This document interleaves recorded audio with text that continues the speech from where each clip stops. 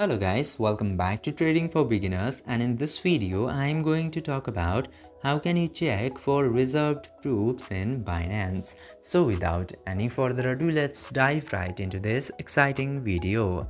Now if you would like to check if Binance have reserved proofs for security, you can just simply open your Binance application and then tap to this Binance icon into the top left corner.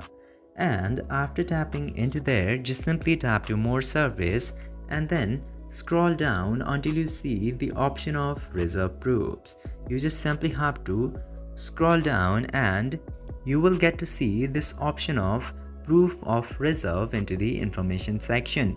Tap to proof of reserves, and after tapping into there you will get the option of view report and download all addresses.